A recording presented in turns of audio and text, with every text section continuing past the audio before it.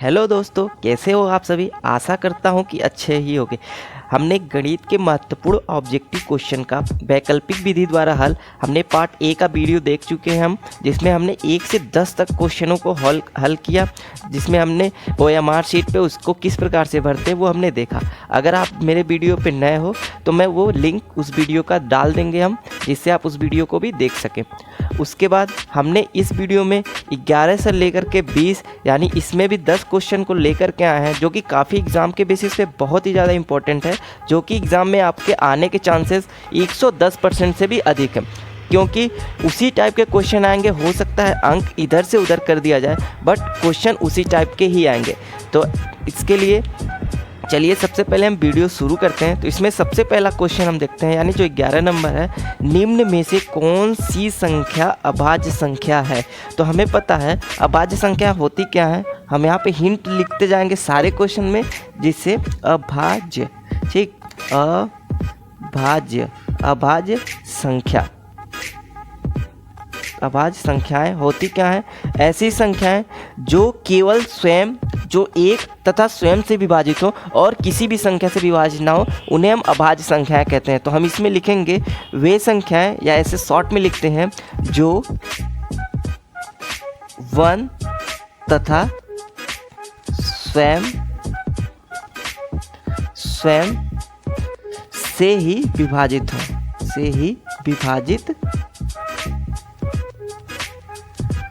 हो। बहुत ईजी है कि आपको पता है कि वैसी संख्याएं जो केवल एक तथा स्वयं से विभाजित हो और किसी भी संख्या से विभाजित ना हो। तो हमारा सबसे पहले अभाज्य संख्या जो आता है वो 2 होता है। 2 को हम 1 से विभाजित कर सकते हैं और 2 से विभाजित कर सकते हैं, बाकी किसी से विभाजित नहीं कर सकते। ऐसे 3 होता है, 5 होता है, आप 7 देखेंगे। उसके बाद आप अगर 9 को देखेंगे तो 9 को हम 3 से और 9 से 1 से इससे विभाजित कर देंगे तो 9 नहीं होगा। अगला हमारा 11 होगा। इस प्रकार से हम इसमें देखते हैं। तो पहले देखते हैं हम 29, इसको हम केवल किससे विभाजित कर सकते हैं, 1 से और 29 से, बाकी किसी संख्या से ये विभाजित नहीं होगा। और बाकी 25 जो है, इसको हम 5 से विभाजित कर सकते हैं, 25 से विभाजित कर सकते हैं, 1 से। 16 को हम 2 से विभाजित कर सकते हैं, 4 से कर सकते हैं, 8 से कर सकते हैं, 16 से कर सकते हैं, तो ये भी नहीं हुआ। 15 को हम 5 से, 3 से, 1 से विभाजित कर सकते हैं। तो हमारा जो आंसर हुआ वो ए हुआ, जो कि हम ए वाले बॉक्स में हम इसको कलर कर देंगे। तो OMR शीट को कुछ आप इस तरह से भरिएगा, एकदम ये क्लीन भरना है और कोई भी गलत ऑप्शन आपको चूज़ नहीं करना है गलती से भी, जिससे आपका वो क्वेश्चन, वो उसका अंक नहीं जोड़ा जाएगा अगर आप उसमें गलती कर देते हैं। तो 11वां का पहला है, बहुत ही ध्यान से इसको करना है। पहले हम इस प्रकार से ऐसे कलर कर लेंगे, जैसा कि आप देख रहे हैं बहुत ही अच्छा तरह से। इसमें हम डॉट पेन का यूज करते हैं, वो आपके एग्जाम में बताया जाएगा। नेक्स्ट हम देखते हैं, जो अगला क्वेश्चन 12 नंबर है, एक असंभव घटना की प्रायिकता होती है। आपको प्रायिकता पता है कि हम क्या, ये हमारे डेली लाइफ में जो होती हैं वो हम करके भी चेक कर सकते हैं। जैसे हम किसी सिक्के को उछालते हैं, तो सिक्के को जब भी उछाला जाएगा तो या तो उसमें हेड आएगा या टेल आएगा। तो ऐसी क्या लिखा है इसमें, असंभव घटना, मतलब वो घटना घटित ना हो, तो उसकी संभावना कितनी है, प्रायिकता उसकी संभावना कितनी है। तो अगर हम किसी सिक्के को उछालते हैं तो क्या कभी ऐसा होगा कि ये दोनों ही ना आए। अगर हम किसी पासे को उछालते हैं तो 1 से 6 जो उस पर लिखा रहता है, कभी ऐसा हो सकता है कि उसमें से कोई भी संख्या ना आए? ऐसा पॉसिबल नहीं है। तो जो असंभव घटनाएं होती हैं उसको हम 0 मानते हैं। ऐसी कोई भी नहीं होती हैं कि ऐसा कुछ उसमें आए ना, तो इसमें हम 0 को कर लेंगे। तो असंभव घटना जो प्रायिकता की होती है वो सदैव 0 होगी। तो इसका भी पहला ऑप्शन है, इसको हम OMR शीट पे इस तरह से कर लेंगे। तो 12 का पहला, ध्यान से आप देखते जाइएगा इस तरह से। वैकल्पिक क्वेश्चन जो होते हैं इसको बहुत ही कम टाइम में करना होता है, जिससे आप टाइम अपना बचा सके अपने लिखित क्वेश्चन के लिए।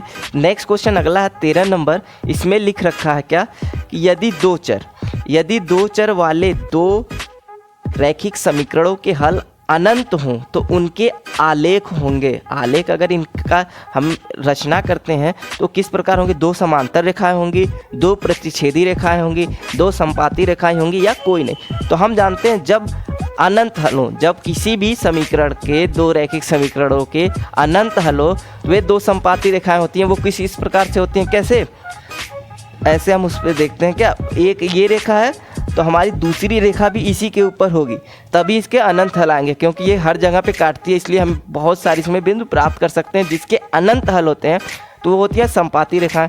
इसके लिए जो वो होता है रूल, A1/A2 बराबर B1/B2 बराबर C1/C2। इस प्रकार से हम देखते हैं कि हमारा 13 का ऑप्शन सी आया, तो हम 13 का हम सी नंबर पे क्या कर देंगे, यानी तीसरे पे 1 2 3 बहुत ही अच्छे से इसको सी नंबर पे हम क्या कर देंगे, इस प्रकार से पूरा इस गोले को भर देंगे। अगला क्वेश्चन हम देखते हैं 14 नंबर। हम देखते हैं इसमें क्या कह रहा था, किसी त्रिभुज ABC के शीर्ष A 2,3 B 1,-3 तथा C 6,0 हो तो त्रिभुज के केंद्रक का शीर्ष होगा। तो इसमें हम बता देते हैं आपको फॉर्मूला केंद्रक का क्या होता है। केंद्रक का फार्मूला होता है, या केंद्रक के शीर्ष x1 + x2 + x3 बटे 3, बहुत इजी फार्मूला है, y1 + y2 + y3 और बटे 3, ये केंद्रक का फार्मूला है। तो इसको हम बहुत ही इजी में इसी में रख लेते हैं। तो हमारा x1 क्या है 2, x2 क्या है 1 और x3 क्या है 6, तो 2 1 3 और 6, ये हो गया हमारा 9, और 9/3 करेंगे तो ये हमारा आ जाएगा 3 3 3 का 9।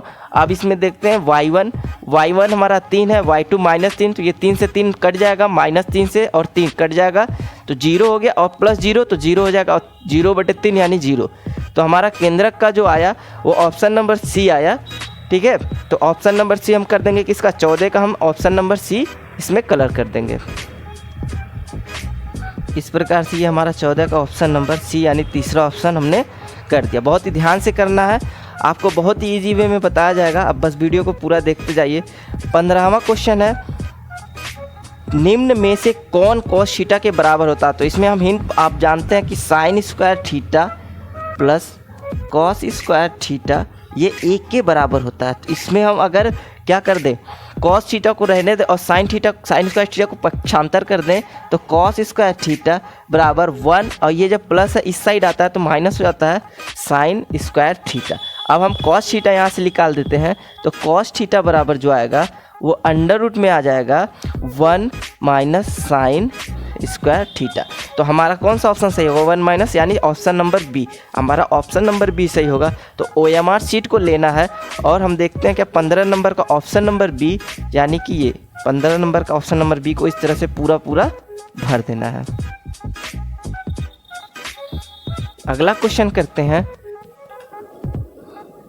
ये कुछ इस प्रकार से है, किसी पूर्णांक m के लिए सम का रूप है, यानी सम संख्या का रूप है। अगर कोई पूर्णांक m है, m का मान कुछ भी हो सकता है, हम 1 रख सकते हैं, पूर्णांक दिया हुआ है 1 2 3 4 5 6 7 8 कुछ भी रखें तो वो सम संख्या आए, ऐसा इसमें से किस वाले में हो सकता है। तो हमें पता है सम संख्या क्या होती हैं, सम संख्याएं होती वे हैं जो 2 से विभाजित हों, जो 2 से विभाजित हो। अगर कोई भी संख्या 2 से विभाजित हो जाती है तो वो सम संख्या होती है। तो हम इसमें से किसी में, अगर किसी में भी हम 2 से गुणा कर दे, चाहे वो कोई भी संख्या हो, तो वो क्या होगी, 2 से विभाजित हो जाएगी। तो हम देखते हैं m+2, इसमें 2 से 2 जोड़ा गया है तो ये नहीं होगा।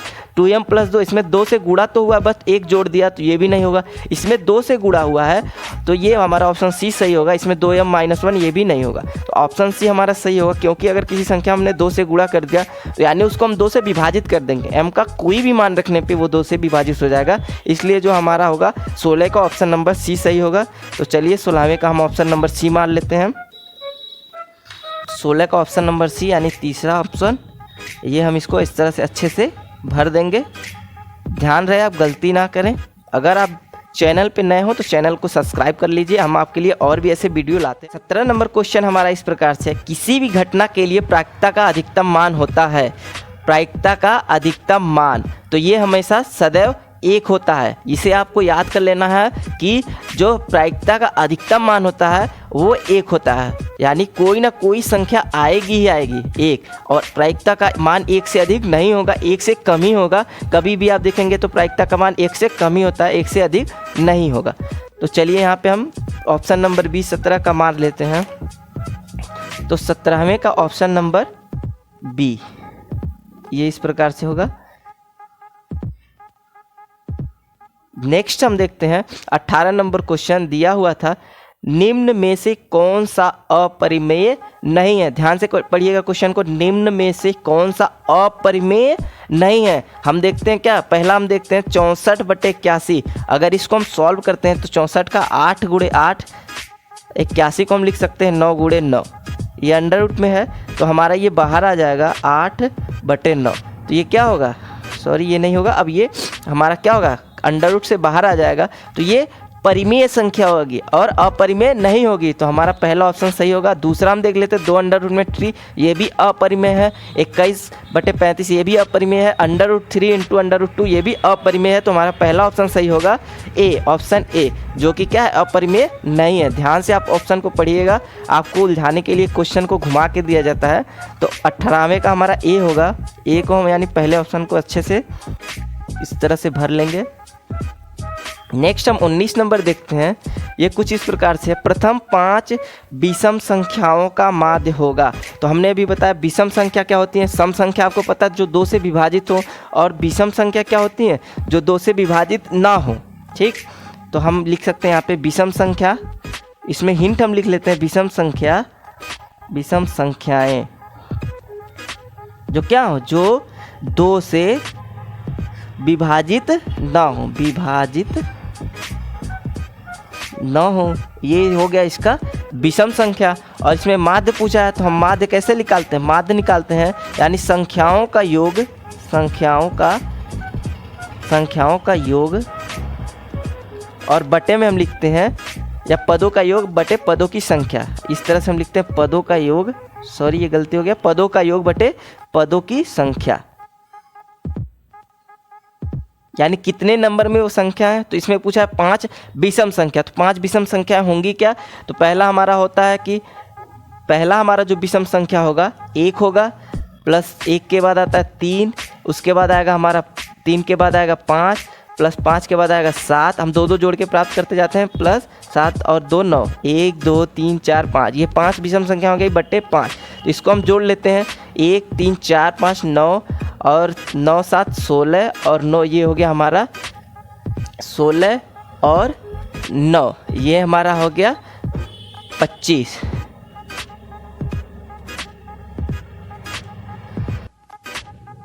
तो 16 और 9 ये हो गया 25, और 25 को हम 5 से डिवाइड कर देंगे तो ये हमारा आ जाएगा 5, यानी हमारा जो माध्य आया वो 5 आया। तो ऑप्शन नंबर सी इसका सही हुआ। तो हम इसमें ऑप्शन नंबर सी यानी 19 नंबर का ऑप्शन नंबर सी को हम अच्छे से कलर कर लेंगे। तो इसमें देखते हैं 19 का ऑप्शन नंबर सी यानी तीसरे ऑप्शन को इस तरह से हम भर लेंगे।